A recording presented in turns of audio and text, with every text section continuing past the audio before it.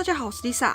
上次 Lisa 已经带大家看过了银山温泉，那这次 Lisa 要带大家来看看秋田县的鹤之汤乳头温泉。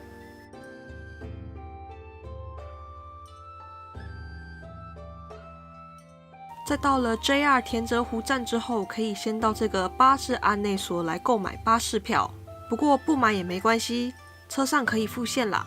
那记得巴士坐到阿鲁帕孔马库萨站就好了。到那边鹤之汤乳头温泉的接驳车会在那边等你，带你进到里面去。千万记得公车坐到阿鲁帕孔马库萨站就好了哦。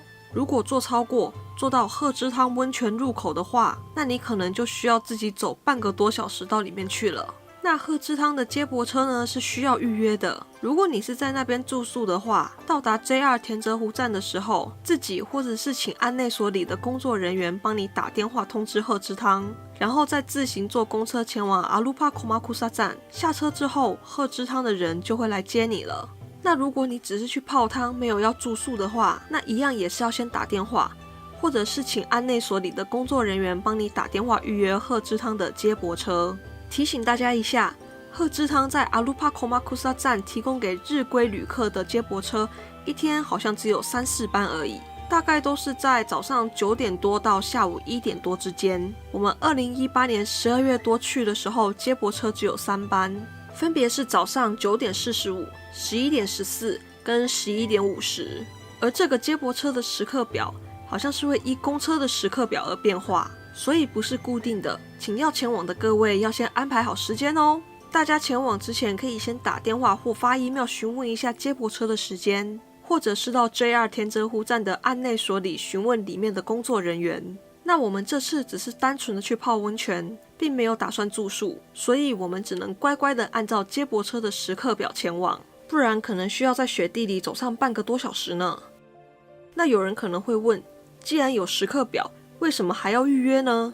因为就算是有时刻表，但如果那个时间没有人预约，鹤之汤可能也不会派车前往呀。再来，如果没有预约的话，那鹤之汤怎么会知道那个时间有多少人，需要派多少车呢？所以大家还是预约一下比较安心啦。那乳头温泉里最有名的就是这个鹤之汤温泉了，它这里有好几种温泉，而且各有不同的疗效。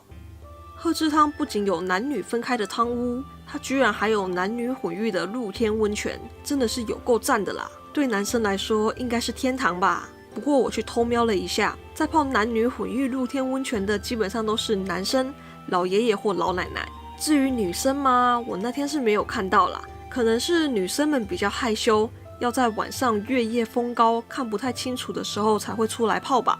可惜鹤之汤接受日归客人的时间只有从早上10点到下午3点而已，所以如果有男生想跟女生一起泡的话，就住下来吧。不过温泉都是乳白色的，我想也看不到什么啦。那这里为什么会叫乳头温泉呢？据说因为这里有一座山看起来很像乳头，于是人们叫它乳头山，那旁边的温泉乡就被跟着叫乳头温泉啦。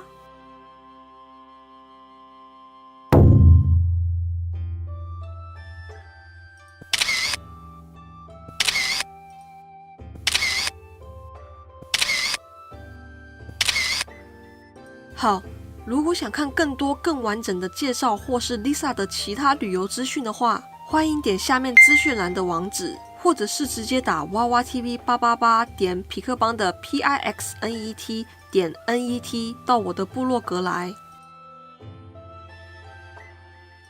那如果你喜欢这个影片的话，不要忘记去帮我按赞加分享，还没有订阅的朋友要记得按一下订阅，然后打开小铃铛哦。另外 Lisa 也有 Facebook 跟 Instagram，有兴趣的朋友们也可以去帮我 follow 按赞一下哦。那我们就下个影片再见喽。